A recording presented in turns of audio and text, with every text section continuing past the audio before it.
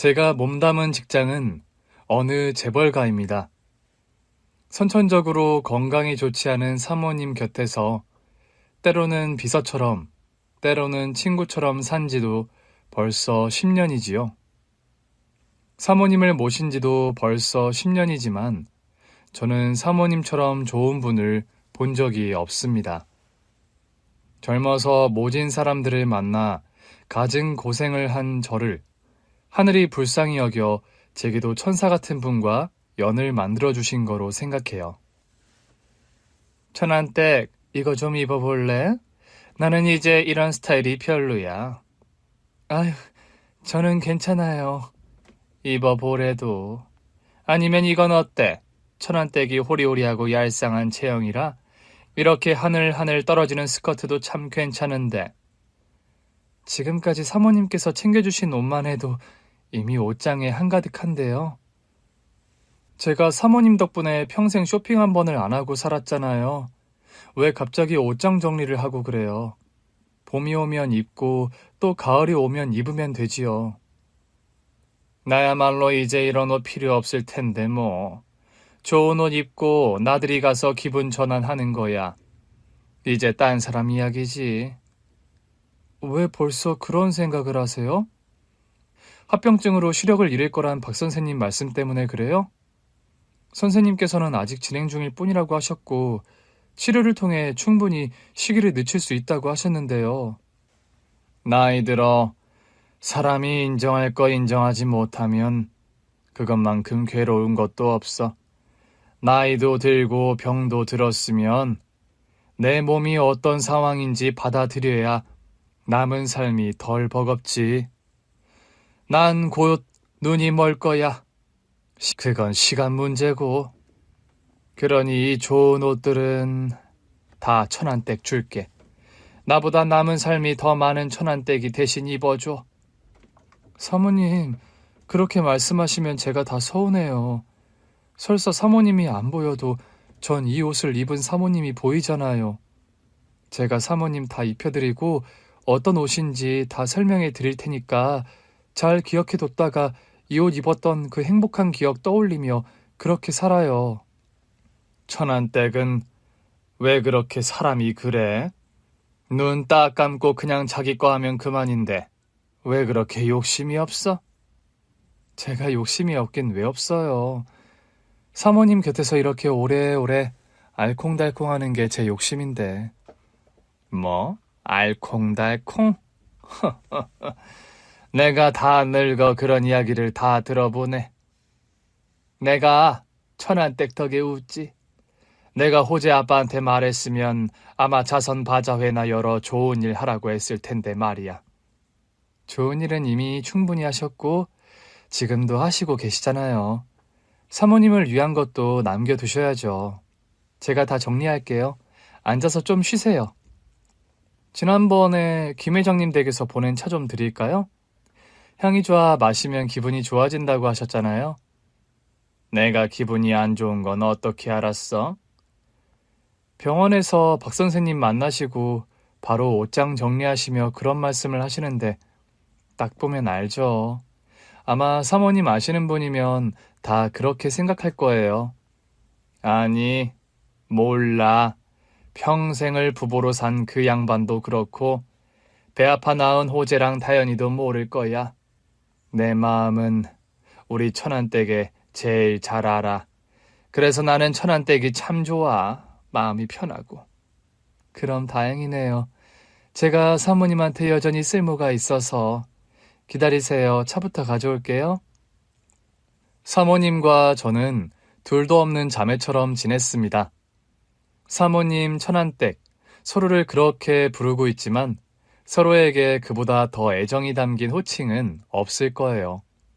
사모님은 마음에 추운 겨울밤의 한기가 돌 때마다 다가와 제 손을 다정히 잡아주셨고 그럴 때면 전 금방 제 마음에 봄이 온 듯 녹는 것을 느꼈지요. 그러다 보니 사모님의 병세가 나빠지는 것이 누구보다 두려운 사람이 저였어요. 사모님에게는 절대 내색하지 않지만 사모님한테 증상이 나올 때마다 심장이 덜컥 내려앉은 적이 한두 번이 아니었지요. 그럴 때마다 아무렇지 않은 척하는 데에는 제가 아주 고수가 다 됐어요. 집안 내력에 당뇨가 있어 젊어서부터 식단 관리부터 체력 관리까지 정말 열심히 하셨는데 결국 이른을 바라보는 나이가 되자 제 아무리 돈 많은 부잣집 사모님이어도 어쩔 수 없었습니다. 체중도 몰라보게 빠졌고 밤낮으로 손발을 주무르지 않으면 괴로워하세요. 심한 증으로 제대로 걷지 못해 휠체어 생활을 하신 지도 벌써 3개월이 됐지요. 그도 모자라 이제 눈이 침침해져 찾아간 병원에선 곧 실명할지도 모른다는 진단까지 받게 되었으니 사모님도 얼마나 괴롭고 힘드셨겠어요. 사모님, 여기 있어요. 마시고 나면 한결 기분이 좋아질 거예요. 통화하고 계셨어요? 송 실장이야. 내가 따로 시킨 일이 있거든. 천안댁 혹시 나 부탁 하나만 들어줄 수 있을까? 뭔데요? 뭐든지 말씀만 하세요. 내가 이 두 눈이 멀기 전에 꼭 보고 싶은 게 있는데 같이 가줬으면 좋겠어. 아유, 또 그 소리셔. 자꾸 그런 소리 하면 아무리 사모님이라도 안 들어줄 거예요. 알았어. 내가 너무 보고 싶은 게 있어서 그래. 뭔데요? 여기 좀 가줬으면 싶은데. 천안댁이랑 둘이서만.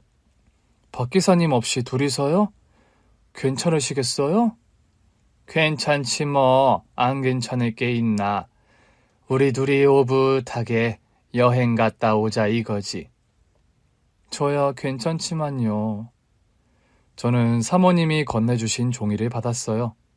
사모님의 정갈한 글씨로 적힌 주소가 있었는데 저는 그 주소를 보고 다소 놀랐지요. 그곳은 다름 아닌 제 고향인 천안이었던 거예요. 그러고 보니 벌써 고향을 찾지 않은 지도 수십 년이었지요. 여기 뭐가 있길래... 제 고향이잖아요. 저도 가본 지가 너무 오래됐네요. 알지? 천안댁 고향, 천안. 거기 내가 소중한 버색에 줄 아주 소중한 선물도 있고 해서 겸사겸사 좀 다녀오고 싶어. 알겠어요. 천안이면 멀지도 않고 저도 그 정도는 충분히 운전할 수 있으니까 걱정 마세요. 그렇게 저는 사모님과 함께 천안으로 여행을 떠나게 된 겁니다. 당일로 다녀오는 일정에 여행이라는 거창한 타이틀이 붙은 건 한 번도 기사님 없이 둘이 서울 밖으로 나간 적이 없기 때문이었어요. 그렇게 오랜 세월을 함께 했는데도 말이에요. 그렇게 천안으로 향하게 됐지요. 사람 기억이란 게 참 신기해요. 그렇게 고향으로 향한다고 하니 기억도 수십 년 전으로 거슬러 향하는 것 같았거든요. 내가 태어난 동네는 이미 사라진 지 오래라 흔적도 없지만 부모님이나 전남편과 함께 다녔던 거리 곳곳이 옛 흔적을 간직한 채였지요. 그리운 건 아닌데 그게 벌써 수십 년이나 됐구나 싶어 참 묘했습니다. 그런데 사모님이 말한 주소로 도착한 저는 좀 당황했어요. 많이 변했지만 저는 그곳이 어딘지 단번에 알았거든요. 저는 차에서 내려 사모님이 휠체어에 앉을 수 있도록 도왔습니다. 참, 이런 우연도 다 있네요. 왜? 아는 곳이야? 저 여기서 산 적이 있어요. 시댁 피해 야반도주에서 처음 정착한 동네가 이 동네였거든요. 여기도 참 많이 변했네요. 그래도 알아보니 다행이네. 저 사람도 알아보려나? 네? 저는 덩달아 사모님이 바라보는 곳으로 눈길을 돌렸는데 그곳에는 웬 청년이 서 있었어요. 거리에 덩그러니 서 있던 청년 역시 우리 쪽을 바라보는 것 같았지요. 글쎄요. 저는 모르는 사람인데. 잘 봐봐. 아마 알아볼 거야, 천안댁은. 참, 잘 컸네. 저는 사모님의 말에 불현듯 설마 하는 마음이 스쳤습니다. 다른 사람은 몰라도 사모님은 제 사정을 속속들이 다 알고 있는 분이셨으니까요. 휠체어를 끌기 위해 잡은 손이 긴장감으로 바짝 힘이 들어갔습니다. 마음속에서는 설마 하는 생각을 그 짧은 찰나에 수십 번을 했어요. 설마요, 사모님. 잘 봐, 천안댁. 내가 주는 선물이야. 알아보겠지? 천안댁이 그토록 찾아 헤매고 지금도 밤마다 꿈에서도 찾는 그 사람, 천안댁 아들 말이야. 저는 오래전 아주 동네에서도 소문난 고약한 집으로 시집을 갔습니다. 가진 것이라곤 조선시대 양반 명문가였다는 자부심 하나뿐인 집안이라 저는 시집 오자마자 종손을 낳아야 하는 임무를 부여받았지요. 첫째, 너는 이 집에 와 네가 해야 할 일이 뭐라고 생각하냐? 시할머님, 그리고 어머님, 아버님 잘 모시고 태정씨 내조 잘하는 거요? 그래, 이제 네 천정은 있고 시가 어른들에게 효를 다하는 것. 그리고 남편에겐 부덕을 갖춘 아내가 되는 것이 네가 반드시 해야 할 일이다. 예로부터 여자는 사덕을 갖추라고 했다. 아내로서의 덕을 지니고 아내로서 용모를 다정히 하고 또 아내로서 신중하고 점잖은 말씨를 써가며 아내로서 할 일을 제대로 하는 것. 그것이 맏며느리 네가 해야 하는 일이지. 하지만 그중 가장 중요한 일이 뭔지 아냐? 네? 다 중요한 것 같은데요. 그런 건 기본적으로 다 갖춰야 하는 것이고 네가 무슨 일이 있어도 반드시 해내야 하는 것은 바로 이 집안의 장손을 낳는 것이야. 태정이가 이 집안 5대 종손이다. 그 말은 이 집안 맏며느리로 들어온 이상 그 일은 기필코 다 해냈다는 거야. 너도 우리 6대 종손을 머지않아 내 품에 안겨주겠다 믿겠다. 제 나이가 이제 60이 좀 덜 됩니다. 시집을 20대 초반에 갔으니 기껏 해봐야 30년 좀 넘은 일이에요. 그런데 그때 시아버님께서는 집에서는 한복을 차려 입으시고 사셨습니다. 구한말까지는 고래등 같은 기와집의 집에서 거느리던 노비들도 고봉밥을 먹일 정도로 쌀이 넘쳐나는 집이었다는데 그 뒤로 집안 어른들이 노름으로 가산을 탕진했다고 해요. 그것도 아버님이 늘 푸념처럼 하시던 말씀이니 뭐가 진실인지는 모르겠지만요. 어쨌거나 집안에 재산이 없고 나라는 망했어도 그 양반 핏줄의 품위는 지켜야 한다며 한복을 고집하고 오래된 전통과 풍습에 집착이 심한 분이셨습니다. 그러니 종손이 없으면 집안이 망한다고 생각하는 것도 이상한 일이 아니었지요. 그래도 너는 좋은 시대에 태어난 거다. 세월이 흘렀다고 해야 할 도리가 사라지는 건 아니지만은 결혼에 반년이 넘도록 애가 들어갈 기미도 안 보이는 널 나는 사람 대접을 해주잖니. 나는 태정이 할머니한테 사람 대접도 못 받고 살았다. 힘드셨겠어요. 힘들지. 근데 힘들어야지. 그게 내가 할 일이었는데 늦어졌으니 집안 어른들이 얼마나 애 같아서 기다리셨겠냐. 그러니 너는 시대를 잘 타고 태어났다. 생각하며 더 노력해라. 어머님께서는 똑같은 고통과 고민을 해보셨으면서도 제 마음을 이해해주는 분은 아니셨어요. 말은 본인 젊었을 때에 비하면 시대를 잘 타고 나서 팔자를 놓게 시집살이 한다는데 저는 죽을 맛이었거든요. 새벽에 5시에 첫 식사를 하시는 시아버님 때문에 늦어도 새벽 4시에는 일어나야 했고 늦은 밤까지 이어지는 갖은 고된 집안일을 다 끝내면 11시쯤 되었지요. 종일 집안일에 시달려 들어 누우면 남편은 종손 의무를 실행해야 한다며 치근덕거렸어요. 그러니 그 1년 사이에 살이 얼마나 쪽쪽 빠지던지 보는 마을 어르신들마다 혀를 차며 한 소리 했지요. 이 영감네 아주 며느리를 잡나 보네. 얼굴이 말이 아니야. 그 할맛이 젊어 자기 며느리도 쥐잡듯이 잡았는데 그 아들이라고 덜하겠어? 어쩌자고 그 집 며느리로 들어와서. 아주 그 집 고지식하기로는 조선 유생 뺨을 칠 거야. 시대가 변한 줄도 모르고 사람 알기를 아주 우습게 하니 나중에 큰 코 다치지.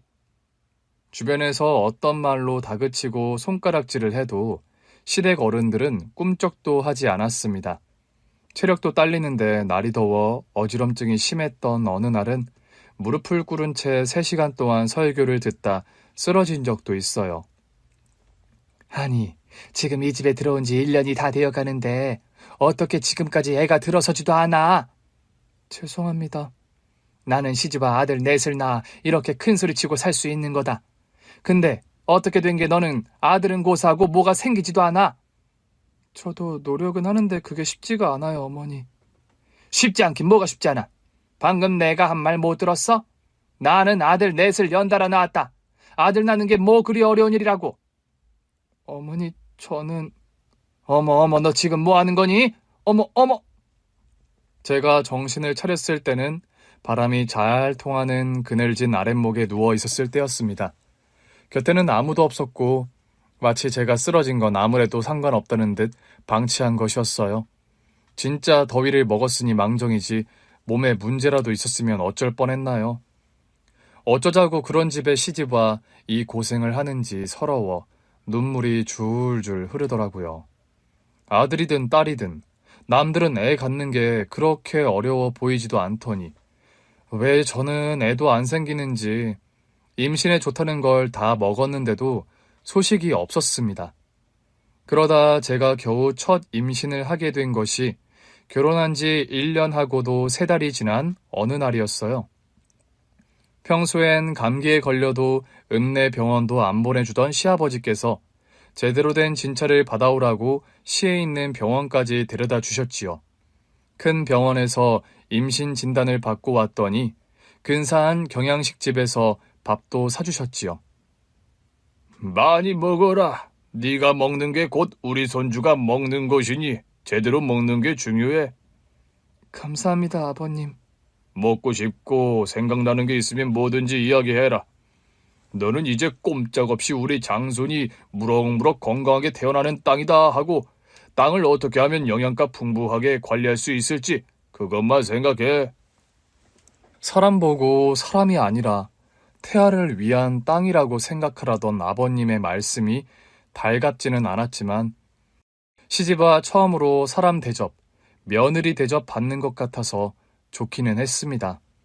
배가 부르면 편하게 입을 수 있는 옷도 사주시고 그때 첫 애를 가지고 나서 그렇게 먹고 싶었던 귤을 손끝이 노래질 때까지 사다 주셨으니까요. 하지만 그렇다고 해서 집안일에서부터 해방될 수 있는 것은 아니었습니다. 예, 올해는 작은 집 김장까지 같이 해야 하는 거 알지? 그 집 식구들이 다 지어 시어머니 병수발 들고 있어서 우리가 고생 좀 해야겠다. 아, 네. 작은 어머님은 많이 안 좋으신가요? 암이라는데 다 그렇지. 아직 한창인 나이에 사람 이름 모른다. 에휴. 아무튼 올해는 500포기는 해야 할지 싶은데. 네? 500포기요? 누구 하는데요? 그래도 작은 집 애들 몇 명 오고 우리 집 애들도 좀 거들고 그래 봐야 얼마 안 되지만 그렇게 많은 것도 아니야. 나 젊었을 때도 그 정도는 했다. 하지만 어머님, 그날 바빠 못 오시는 분들도 많은데 가능할까요? 차라리 다른 날 나눠서 하는 것도 좋고요. 아무래도 저 아이 때문에 조금 부담스럽기도 해서 그래요. 아유, 너 임신 유세 부리고 김장 쏙 빠질 생각이야? 네? 아니요, 그게 아니라... 태정이 생일이 언제냐? 딱 이맘때쯤 아니야?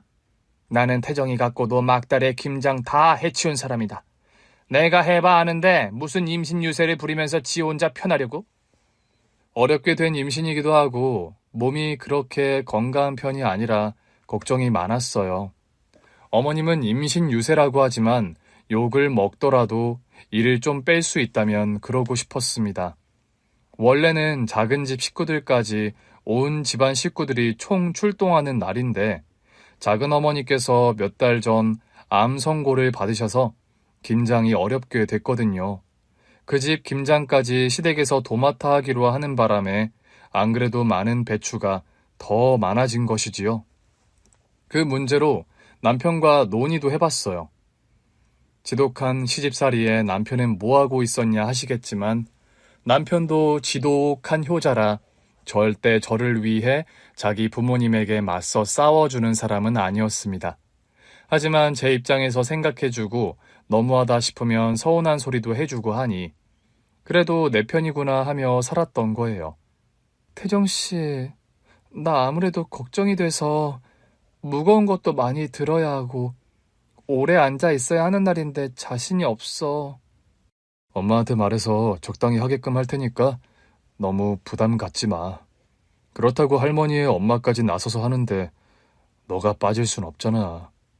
빠지겠다는 건 아닌데 사람도 없는데 결국 무리하게 될까봐 그렇지. 걱정하지 마.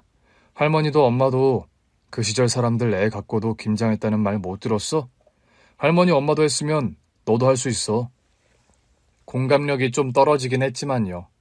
그래도 저 대신 어머님께 너무 무리하게 하진 말아라. 몸이 약해 좀 걱정스럽다 이야기해준 것만으로도 감사했어요. 하지만 배추 500포기 앞에서 제 걱정은 현실이 되었고 컨디션은 전날 배추를 썰고 절이면서부터 시작이 되었습니다.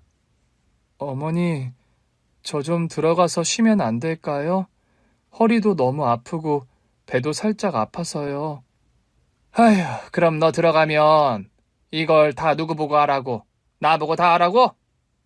아니요, 조금만 쉬었다가 와서 다시 할게요. 정말 너무 힘들어서요. 아니, 한 김에 다 해버려야지. 뭘 쉬었다 하고 말고 하냐. 얼른 하고 쉬면 되지. 빨리 절여놔야 내일 사람들 와서 일을 거들 거 아니야. 도와주는 사람들이 온다고는 했지만 결국 그 많은 배추를 썰고 소금에 절이는 일은 오롯이 시할머니, 시어머니, 그리고 제가 해야 했습니다. 아버님은 계셔도 집안의 가장이 나서서 물 묻히는 일은 하면 안 된다고 빠져 계셨고요. 한 사람씩 나눠 똑같이 한다고 해도 166포기 이상을 처리해야 했어요. 물론 마무리는 남편이나 시동생들이 와서 거들어주긴 했지만 제대로 쉬지도 못하고 하루 종일 배추 속에 붙들려 있으니 정말 죽을 맛이었지요. 결국 밤새 자지도 못하고 끙끙 앓았는데 남편도 좀 심하다 싶었는지 난처해 하더라고요. 그렇게 힘들어? 오늘은 더 힘들 건데 할 수 있겠어? 태정씨, 나 진짜 힘들어. 쉬고 싶은데 그냥 나 병원에 데려다 주면 안 돼? 아, 할머니도 벌써 일어나서 준비하고 계신데 갑자기 병원에 간다고 하면 그러지 말고 조금만 더 참아보자. 정 힘들면 그때 내가 얼른 업고 병원 갈게, 응? 아, 진짜 힘든데. 저는 결국 집안 어른들 눈치에 몸을 일으킬 수밖에 없었습니다. 그리고 김칫솔을 준비하기 위해 열심히 속재료를 썰었지요. 작은 집에서 사람을 좀 보내주긴 했지만 그걸로도 턱이 없었습니다. 끝이 안 보이는 과정에 머리가 아찔하더라고요. 겨우 당근 한 달 아이를 다 썰어내고 일어서는데 갑자기 옆에 있던 작은 집 동서가 놀라 소리치는 거예요. 아, 형님 괜찮아요? 피요. 어머 어떡해. 큰어머니, 아주버님, 형님 하혈해요. 그제야 저는 붉게 물들어가는 바지가 눈에 들어왔고 놀랄 기력도 없이 그대로 정신을 잃고 쓰러져 버렸습니다. 그렇게 어렵게 얻은 첫 아이를 잃었어요. 그러니 내가 몇 번이나 당부했잖냐? 네 몸은 그저 우리 장손이 잘 자랄 수 있는 땅이다 하고 그렇게 잘 관리하라고 했거늘 어떻게 애 하나를 제대로 붙들고 있지를 못해? 우리 집안에서 너 같은 애는 또 처음 본다. 누가 보면 우리 집 김장은 너 혼자 다 한 줄 알겠어. 내가 너 고생이나 시켰으면 미안한 마음이라도 있겠다. 근데 남들 다 아는 수준으로 해놓고 유산을 해. 너는 죄인이다. 우리 집안에서 보자면 너는 죄인이야. 알긴 아는 거냐? 품고 있던 아이를 잃은 건 저인데 시댁 식구들 누구 하나 저를 위로하는 사람이 없었습니다. 아버님은 제게 죄인이라며 돈 까먹지 말고 얼른 나와 집안일이나 거들라고 했고요. 그게 어찌나 서럽게 눈물이 나든지 어른들이 한바탕 모진 소리를 내뱉고 사라진 뒤 펑펑 울었지요. 아이를 잃은 것도 너무 힘든데 그걸 제 탓이라고 손가락질하는 가족들 때문에 더 힘들었던 거예요. 그때 저를 위로해 준 것은 한 번도 본 적 없던 병실 사람들 뿐이었지요. 정말 너무하네. 어떻게 며느리한테 저렇게 모진 말을 해? 자기 딸이었어도 그랬을까? 너무 상심하지 말아요. 시자가 다 그렇지 뭐. 그래도 이 집 사람들 너무 심하긴 하네. 나도 좀 모진 시집살이 해본 사람인데 유산한 며느리한테 우르르 찾아와서 저러진 않았어. 울지 말고 세댁, 아이는 또 가지면 되니까. 이렇게 된 거 세댁 잘못 아니야.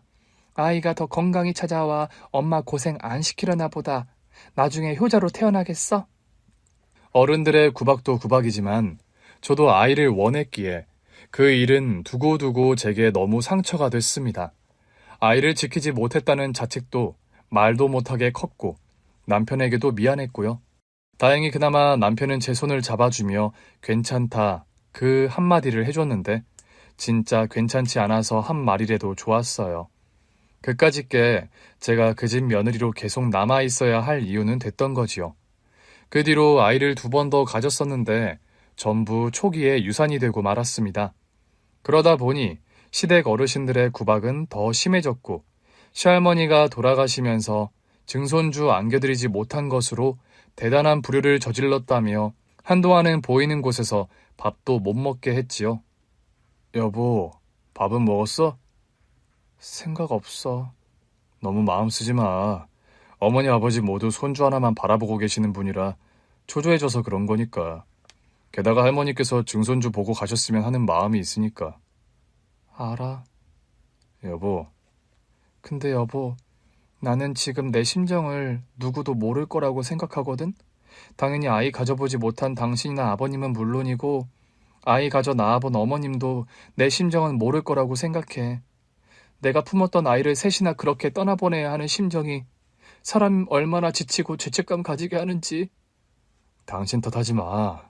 아이야 또 가지면, 그렇다 또 잃으면? 임신해놓고 또 유산하면 어떡해? 나 무서워.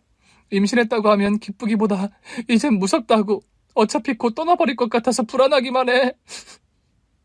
그날 남편 품에서 정말 많이도 울었습니다. 남편도 느끼는 바가 있었는지 그 전보다 더 자주 제 편에 서주었어요. 유산하고 몸 상태가 좋지 않은 저를 이른 새벽에 깨우지 못하게 하시고요. 지금 시간이 몇 시인데 아직도 안 일어난 거야? 시어미가 친히 행차해서 달기라도 대주랴. 어머니, 이 사람 몸이 안 좋잖아요. 오늘은 좀 봐주세요. 안 좋긴 뭐가 안 좋아? 아랫도리 기능에 하자가 있으면 알아서 남은 기능에 몰두해서 어른들 일 거들 생각 안 하고 아주 임신도 유세, 유산도 유세, 지 시험이 못 부려먹어서 안달난 것도 아니고. 어머니! 아유, 됐어. 나도 그 꼴 보기 싫으니 알아서 하라 그래라. 도저히 안 되겠다 싶어 몸을 일으키려는데 남편이 모른 체하고 자라며 좀 더 곁에 있어 주었습니다. 하지만 남편이 제 편이 되어준다는 것도 마냥 기쁜 일이 아니었어요. 너는 참 좋겠다. 서방이 지 엄마한테 맞서서 네 편 되어주니 아주 든든한 뒷배가 있는 것 같아. 우쭐 하시겠어? 어머니, 그게 아니라 오늘 아침엔 정말 몸이 너무 안 좋았어요. 누가 뭐랬니? 좋겠다. 부럽다 한 거 아니야. 서방 잘 만나 호강한다고. 애도 못 갖는 지 마누라가 뭐가 좋다고. 으유. 이래서 집안엔 여자가 잘 들어와야 한다고 했다. 여우 같은 것 때문에 우리 태정이만 등신이 됐어. 제 불행은 거기서 끝나지 않았습니다. 뒤늦게 결혼한 동서들이 줄줄이 임신 소식을 전해왔고 둘째 동서는 시댁 어른들이 그렇게 바라던 아들을 낳았거든요. 둘째 동서는 단번에 시댁 어른들의 인정과 사랑을 독차지했고 그렇게 인성이 좋았던 사람은 아니라 저에게 그것을 과시하며 잘난 체 하곤 했어요.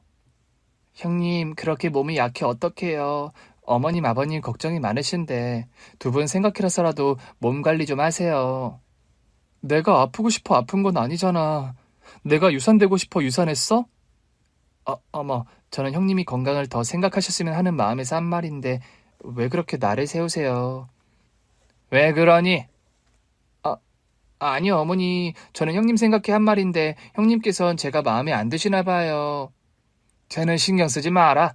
맏며느리라고 하는 것도 없는 주제에 할 말은 많은가 보다. 어머니, 왜 말씀을 그렇게 하세요? 내가 뭐 틀린 말 했냐? 넌 뭘 잘했다고 목소리를 높여? 너가 둘째보다 잘한 게 대체 뭐가 있냐? 대체 뭘 잘해 너는 그렇게 뻔뻔하느냔 말이야? 그렇게 동서들 앞에서 면박을 주기도 하고 맏며느리 노릇을 제대로 못했다며 온 식구들이 모인 자리에서도 음식 수발이나 드는 식모 취급을 했습니다.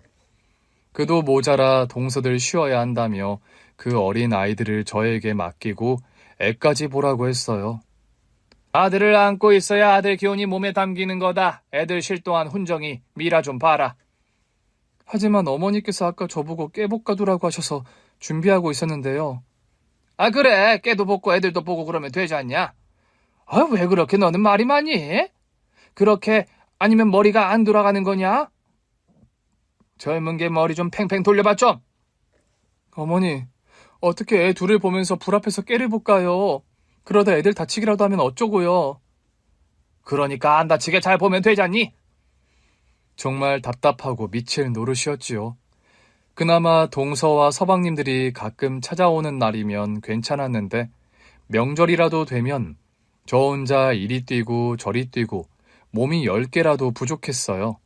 한 번은 설이라 둘째 동서 아들을 등에 업고 전을 붙이고 있는데 동서는 한 번을 안 거들어주고 어머님만 졸졸 따라다니면서 흉내나 내고 있더라고요. 동서, 어머님 쫓아다니지 말고 여기 와서 거들던지 아니면 나물이라도 좀 다듬어. 지금 일 산더미처럼 쌓인 거 안 보여? 형님, 저는 제 할 일 다 했는데요. 뭐? 할 일을 다 했다니. 이렇게 일이 많은데 무슨 할 일을 다 했다는 거야? 아들 낳은 거요. 저 형님도 못한 거 한 거잖아요. 뭐라고? 동서 지금 말 다 했어? 왜 부엌에서 큰 소리야? 어머님, 저 서러워서 못 살겠어요. 왜 무슨 일인데 그래? 아니 형님이요. 제가 어머님께 사랑받는 게 못마땅하신가 봐요. 자꾸 저한테 어머님한테 들러붙어 있지 말라고. 사랑받을만 하니까 사랑을 받지. 사랑받을 자격도 없는 애가 그걸 왜 논한다니? 그러니까요. 저 너무 속상해요. 신경 쓰지 마라. 내가 제 말하는 거 일일이 신경 쓰지 말라고 했잖니. 아, 그래도 형님이신데 제가 형님 말을 무시하는 것 같아서 좀 그래서요. 무시할 말 하니까 하는 거지. 맏며느리 역할은 못하면서 형님 소리는 듣고 싶나 보구나. 너는 이리 와서 과일이나 깎아서 네 시아버지랑 태명이 있는 방에 갖다 줘. 네, 죄송해요 형님. 아 맞다 형님, 30분 뒤에 우리 훈정이 분유 좀 챙겨 먹여주세요. 밥 대라. 둘째를 비롯해 셋째, 넷째 동서들도 마찬가지였습니다. 은근히 어머님 눈치 살피며 그런 식으로 저를 골려먹고 일을 빠지곤 했어요. 가뜩이나 세 번째 유산 후 몸이 너무 좋지 않았는데 누구 하나 제 생각해주는 이가 없었지요. 명절 당일 아침 새벽같이 일어나 석화를 까고 떡국 끓일 준비를 하는데 갑자기 동서가 자다 말고 나와서 잠에서 깬 자기 아들을 맡기는 겁니다. 형님, 저 어제 아버님이랑 너무 마셨더니 속이 너무 안 좋아서요. 우리 훈정이 좀 봐줘요. 뭐? 동서 나 지금 일하고 있는 거 안 보여? 훈정이 동서 애기야. 그러면 자기 애 정도는 자기가 보는 게 맞지 않아? 형님, 훈정이가 어떻게 저만의 아이예요. 형님이 아들을 못 낳으면 꼼짝없이 이 집 장손 노릇 우리 아들이 해야 하는 건데. 그럼 형님도 큰어머니로서 육아에 제대로 동참하셔야 하는 거 아닌가요? 제 말이 틀렸으면 어머님께 가서 여쭤볼게요. 동서! 부탁해요. 저 어제 너무 마셔서 속이 그렇게 부엌에다 자기 아들 눕혀놓고 나가버렸지요. 기가 막혀서 말문이 막힌 사이 저는 부엌에 시조카와 덩그러니 남게 되었습니다. 식구들 깨기 전에 떡국 한 솥은 끓여야 하니 시간도 없었고 결국 애를 업고 부랴부랴 준비하기 시작했어요. 담음새도 중요하게 생각하시는 시부모님 때문에 계란 흰자, 노른자 다 따로 깨서 계란 지단도 만들었고요. 명절 전부터 소뼈 사다가 여러 날 고아놓은 사골 육수에 전날 삶아놓은 양지 찢어 넣고 식구들이 많다 보니 그 양도 어마어마해서 아침부터 혼이 다 빠지더라고요. 창밖으로 날이 밝아오는 게 보일수록 초조해지고요. 다 끓었니? 네 시아버지 떡국 찾으시는데. 네, 어머니, 한 소끔만 더 끓이면 될 것 같아요. 김가루 어디... 순식간이었습니다. 어떠한 전조도 없이 저는 그대로 뒤로 쓰러지고 말았어요. 그리고 빨리 정신을 차렸는데 눈을 떴을 땐 그야말로 아수라장이 된 후였습니다. 제가 뒤로 넘어지면서 시조카가 깔려 다치게 됐고 시어머니가 찬물 바가지를 가져와 제 얼굴에 끼얹어 난리가 났거든요. 어쩌면 좋아, 우리 운정이. 형님 미쳤어요? 그러다 우리 운정이 잘못되기라도 했으면 어쩔 뻔했냐고요. 아, 진짜 짜증나 죽겠어. 애 하나를 제대로 못 봐. 동서는 동서대로 악다구니를 쓰며 난리인데 저는 좀처럼 정신이 돌아오지 않았습니다. 멍한 것이 마치 반쯤 잠을 자는 것처럼 몽롱했어요. 그때 지난밤 근처 친구 집에서 밤새워 놀다 잠든 남편이 그제야 들어와 그 사태를 본 것이지요. 여보, 성수가! 남편이 놀라 달려온 이유는 제 얼굴이 핏기 하나 없이 너무 새하얗더랍니다. 자기를 보는 것 같은데 초점도 없는 것 같고 이건 아니다 싶어 그대로 들쳐업고 병원으로 간 것이에요. 저도 깨어나 정신을 차리고 보니 병원이었고요. 성수가 정신이 좀 들어? 나 누군지 알아보겠어? 엄마? 그래, 아유, 이제 됐다. 일어날 때가 됐다는데도 일어날 기미가 안 보여서 마음을 얼마나 주려는지 몰라. 엄마가 왜 여기 있어? 엄마를 알아보자마자 빠르게 눈물이 고였습니다. 숱하게 아이를 갖고 유산을 할 동안에도 엄마를 못 본 지 너무 오래됐었거든요. 친정 사정도 그렇게 좋은 편이 아니라 괜히 부담될까 연락도 못 드렸고요. 그동안 그렇게 엄마가 보고 싶다고 했던 말을 흘려듣던 남편이 어쩐 일로 엄마를 불렀더라고요. 몸이 너무 안 좋다더라. 죽고 싶지 않고서야 어떻게 몸이 이 지경이 될 때까지 그대로 뒀냐고. 네 남편 의사 선생님한테 많이 혼났어. 영양 섭취도 안 되어 있고 기력도 하나 없는데 대체 어떻게 버틴 거야? 몸이 움직여지니까 그래도 되는 줄만 알았지. 그래서 온 거야? 태정 씨가 불렀어? 네 상태가 너무 안 좋으니까 병원에서 며칠 입원을 하라는데 간병할 사람이 없으니 불렀지. 결국 이 지경이 돼야 내가 내 딸 소식을 듣고 얼굴을 안다. 미안해, 엄마. 얼굴이 이게 다 뭐야? 왜 이렇게 상했어? 그렇게 오랜만에 만난 엄마와 한바탕 눈물을 쏟고 난 뒤였습니다. 그날 오후 갑자기 시어머니가 병원으로 찾아오신 거예요. 그러면서 저희 엄마가 계신 걸 빤히 보시면서도 그러더라고요. 사부인 아니세요? 초상난 것도 아닌데 왜 여기까지 오셨어요? 뭐라고요, 사부인? 지금 그게 무슨 말씀입니까? 그럼 내가 내 딸 초상이라도 나야 보러 온다 이 말이세요? 그만큼 유난스러운 행차 하셨다 이거지요. 우리 며느님이 이른 아침 일어나 떡국 좀 끓였다고 뒤로 넘어가는 유난이 어디서 왔나 했더니 그게 다 사부인 유전인가 봅니다. 사부인! 정말 듣자 하니까 경우가 없고 말이 심하시네요. 아유, 내가 지금 사부인 역정이나 듣자고 왔겠습니까? 얘, 너 언제 태어나냐? 얼른 일어나야지. 지금 손이 부족해 죽겠다. 퇴원이라니요. 며칠 입원해야 한다는 애한테 지금 뭐 하시는 거예요? 아무리 눈의 가시 같은 며느리라도 사람 탈을 썼으면 병원에 찾아와 먼저 괜찮냐? 이빠른 소리라도 하는 게 정상입니다. 그런데 어떻게 된 게 사부인은 다짜고짜 인부 찾듯이 병실에서 내 딸을 찾아요? 지금까지 내 딸을 그런 식으로 대한 겁니까? 내 앞에서도 이 정도인데 아무도 안 볼 때는 어떻게 됐을지 내가 아주 눈에 훤합니다. 뭐라고요? 애가 왜 이렇게 됐나 했더니 다 사부인 때문이었네요. 그저 착하고 순둥이 같은 우리 딸이 그 집에서 아주 곤죽이 되도록 몸도 마음도 다 상한 거예요. 당신 때문에. 아니, 이 여자가 정말. 병실 내에서 큰 소란이 생겼고 간호사들이 와서 저지해야 했습니다. 그나마 시어머니가 한풀 꺾고 물러날 수밖에 없었던 것이 병실에서 가만히 앉아 숨죽여 그 상황을 지켜보던 사람들이 거들어준 덕분이었어요. 그거 참 말이 심하시네. 아줌마 며느리 아파 쓰러진 거 안 보여요? 양심이 떡이 돼서 떡국 끓여 잡쌌나? 양심 없어요? 진짜 보자니까 너무하시네. 아주머니 그러시는 거 아니에요. 다 자기 업으로 돌아올 텐데 괜찮으시겠어요? 보아하니 고된 시집살이로 새댁이 몸이 그렇게 된 것 같은데 그 알만한 분이 좀 적당히 합시다. 예? 시어머님은 기가 막히다며 혀를 차고 돌아섰습니다. 엄마는 도저히 안 되겠다고 그날 저녁 찾아온 남편에게 이혼하라 했지요. 내가 진짜 어이가 없어서 말이 안 나와. 자네 우리 집에 왔을 때 뭐라고 했나? 성숙이 손에 물 한 방울 묻히지 않겠다고 그랬어 안 그랬어? 죄송합니다. 뻔히 장손 맏며느리로 가는 거 알아서 그 말 거짓말인 줄은 알았지만 그래도 그런 말을 했으면 적어도 내 딸 덜 고생하게 힘써주겠지 했네. 아무리 유난한 시어머니 자리여도 남편이 정신이 제대로 박혀있으면 자기 마누라가 저 지경이 될 때까지 가만히 있지 않지. 병신도 아니고 말이야.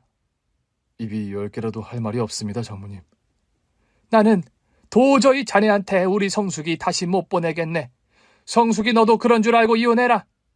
엄마, 내가 너 금이야 오기야 귀하게 키운 건 아니어도 이렇게 네 몸 닳고 다를 때까지 희생해 살라고 키운 건 아니야. 네가 지우겠니? 네 몸 다를 때까지 일만 하게? 당연히 남편은 이혼을 받아들이지 않았습니다. 그러나 효자였던 만큼 장손으로 해야 할 역할도 포기하지 않았지요. 남편은 이혼은 절대 안 된다며 차라리 분가하자고 저를 설득했습니다. 하지만 이미 몸도 마음도 지쳐버린 데다가 분가하더라도 맏며느리 노릇은 해야 하는 처지라 그게 그렇게 달콤한 설득처럼 와닿지도 않더라고요. 하지만 제 마음이 이혼 쪽으로 확실히 굽었다는 것을 안 남편이 제 앞에서 울며 빈 거예요. 성수가 미안해. 내가 네 마음을 더 살폈어야 했는데 내가 그러지 못했어. 나도 많이 부족하고 모자란 남편이라 그래. 지금부터 잘할게. 너 혼자 힘들지 않게 내가 옆에서 잘할게. 나 한 번만 더 믿어주라. 어? 딱 한 번만 더 믿어줘. 연애 때부터 지금까지 남편의 눈물을 본 것은 그때가 처음이자 마지막이었습니다.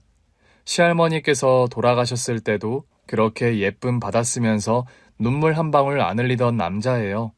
남자가 여자의 눈물에 약하다지만 남자의 눈물만큼 여자의 마음을 약하게 하는 것도 없을 겁니다. 결국 저는 그때 남편의 진정성 있는 호소라고 생각해 이혼 의사를 거두었지요. 그나마 시어머니의 괴롭힘은 여전했고 분가 후에도 별별 이유를 들어 시댁으로 오게 했어요. 다행히 분가해 마음이 더 편하긴 해졌는지 머지않아 다시 임신이 되었고 그때 남편이 시어머니에게 사정사정을 했지요. 어머니, 당분간 이 사람 부르지도 말고 보지도 마세요. 안 그래도 몸 약한 사람을 자꾸 불러대고 일을 시키니까 번번이 애가 못 버틴 거잖아요. 어머니 아버지가 그렇게 원하는 장손이라면 이 정도는 해줄 수 있는 거 아니에요? 제가 부탁 좀 할게요. 네? 더 늦어지다간 정말 아들 밑으로 장손 보기 힘들겠다고 생각한 건지 정말로 아이를 낳을 때까지 어머님으로부터 연락은 일체 없었습니다. 그렇게 아들을 낳은 게 결혼한 지 3년 만의 일이었어요. 정말 말도 못하게 행복했습니다. 아들이어서가 아니라 내 아들이 무사히 세상에 태어났다는 사실 때문이에요. 뭐라고 말로 표현할 수 없는 뜨거운 기쁨이더라고요. 하지만 아들을 낳아 가진 행복은 아주 잠시였고 또다시 기가 막힌 일이 벌어졌지요. 내 아들인데 내가 안아볼 수 있는 시간이 거의 없던 거예요. 시어머니는 젖줄 때나 애를 주지 나머지는 아주 시어머니가 엄마라도 됐냥 굴었지요. 그러면서 다시 합가를 요구했습니다. 이제 훈민이도 태어났겠다. 따로 사람 뭐하니? 네 아버지도 적적해 하니 훈민이 더 크기 전에 들어와라. 네? 어머니 그건 저희가 자주 찾아뵐게요. 네가 정 그렇게 들어오기 싫으면 훈민이만 놓고 가든지. 어머니, 훈민이 제 아들이에요. 어떻게 아들을 놓고 가요? 예, 너 말 조심해라. 훈민이는 네 아들이기 전에 우리 손주인 거야. 우리 장손. 어디 감히 장손한테 욕심을 내? 다시 갈등이 불거졌는데 문제는 남편의 태도였습니다. 임신 기간 동안 자기가 잘해서 어머님 연락 차단해주지 않았냐며 다시 합가하더라도 그렇게 자기가 잘하면 전 같은 스트레스가 없을 거라고 했지요. 그 말을 믿었던 건 아니지만 적어도 남편이 확실한 제 편이 되어줄 거라는 기대는 있었습니다. 그래서 결국 그 지옥의 불구덩이 속으로 다시 들어간 것이지요. 그렇게 아이가 7살이 되던 해까지 그 모진 시집살이를 버텼습니다. 애 때문에 버틴 거예요. 하지만 그것도 한계가 왔고 도저히 이대로 살다간 죽겠다 싶었습니다.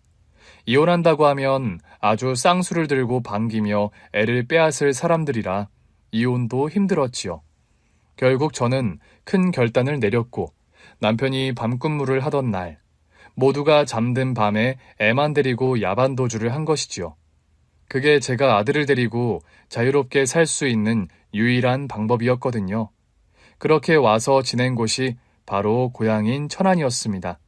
아무래도 엄마 도움이 필요하다고 생각해 가까이 온 것인데 그게 결국 빌미가 되고 말았던 것이지요. 그렇다고 같은 동네에 살았던 건 아니에요. 훈민아, 엄마 일하고 오는 동안 외할머니 집에서 잘 놀고 있어? 엄마가 올 때 우리 훈민이 좋아하는 과자 사줄게. 몇 개? 몇 개 먹고 싶어? 3개. 3개나? 그럼 잘 놀고 외할머니가 주신 밥 남기지 않고 잘 먹고 있어. 그럼 엄마가 사줄게. 응, 다녀오세요.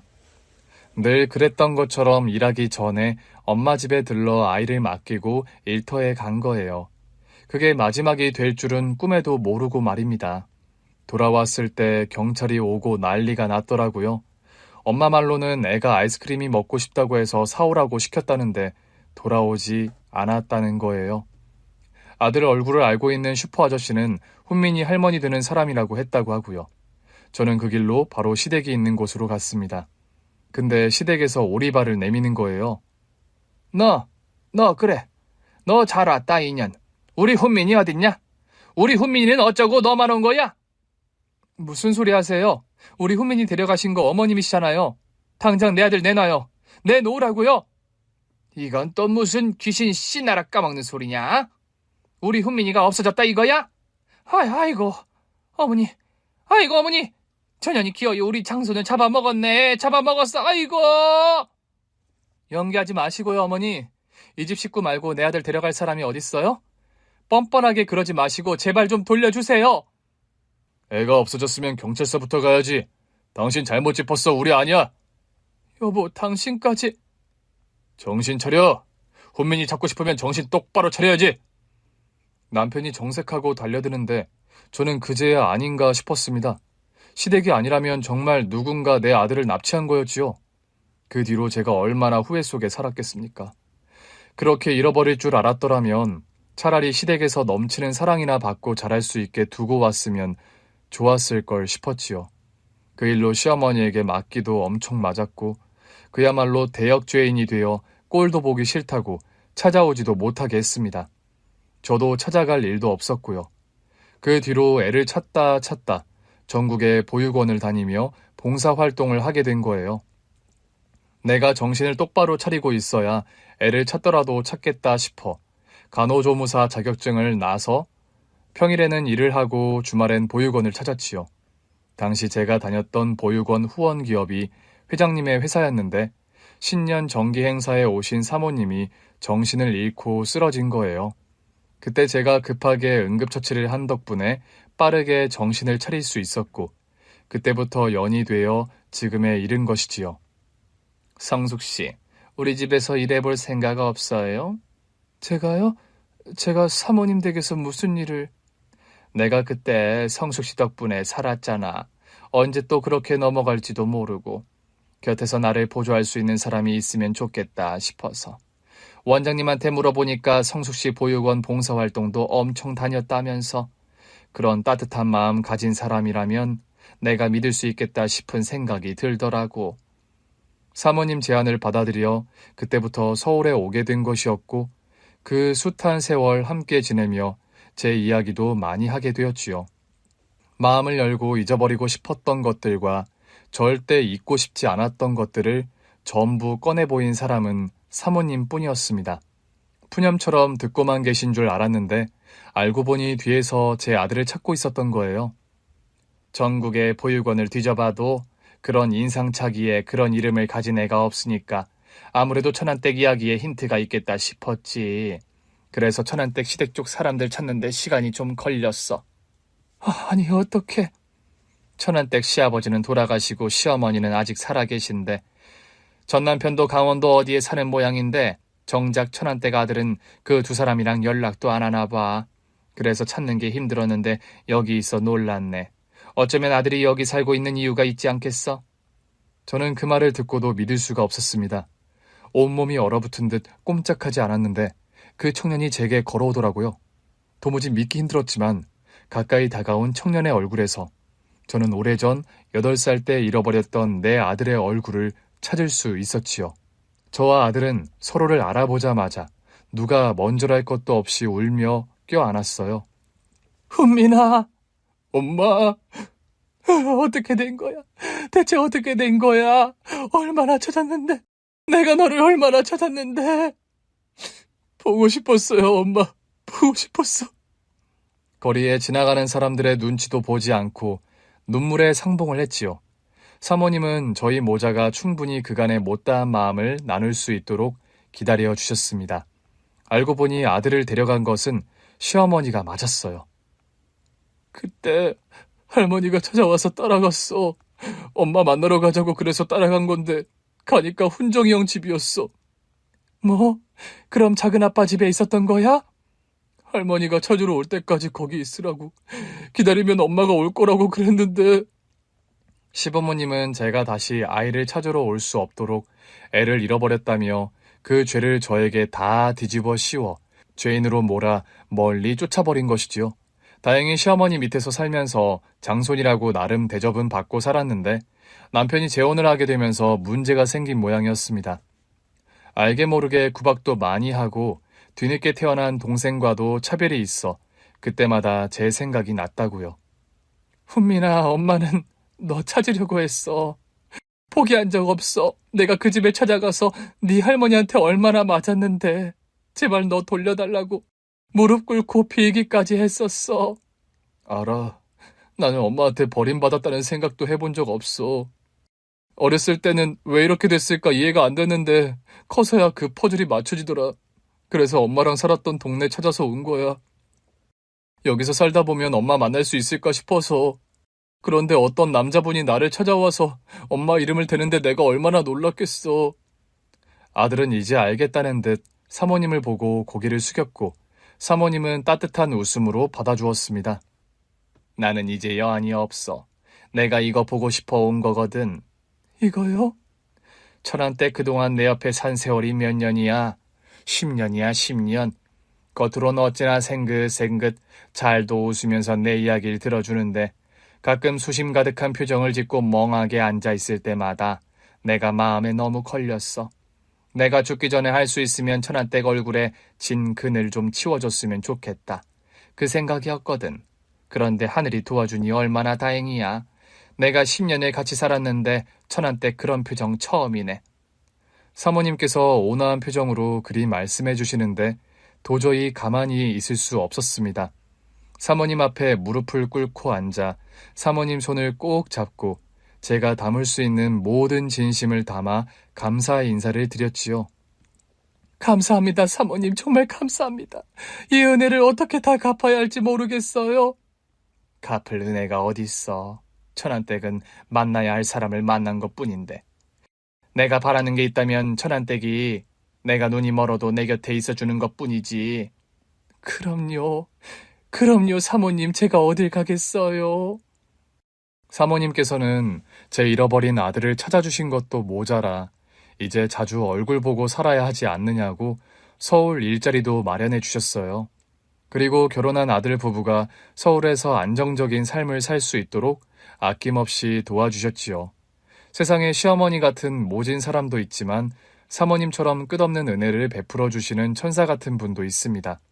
저는 천사와 악마를 다 만나본 것 같아요. 그래도 키워준 은혜라고 아들이 늙은 시어머니와 전 남편을 찾아가 저를 만났다고 이야기했답니다. 그러니 얼굴 한번 보고 싶다 했다더라고요. 저는 거절했습니다. 결국 그들은 뻔뻔하게 제게서 아들을 빼앗아가고 아들에게서 엄마를 빼앗아간 나쁜 사람들이었으니까요. 세월이 흘렀다는 이유로 물러진 마음으로 용서하고 싶은 생각도 없었고요. 저는 이제 바랄 것도 그 사람들을 미워하며 쓸 시간도 마음도 없습니다. 남은 시간은 사모님과 아들, 그리고 아들이 이룬 가족을 위해 쓸 거예요. 못다 쓴 마음 가기 전에 아들에게 더 쏟아줘야지요. 조금의 후회도 없이 말이에요. 오늘 준비한 사연은 여기까지입니다. 재미있게 들으셨다면 구독과 좋아요, 알림 설정까지 눌러주세요. 그럼 저는 다음 사연으로 찾아뵐게요. 오늘도 건강하고 행복하세요.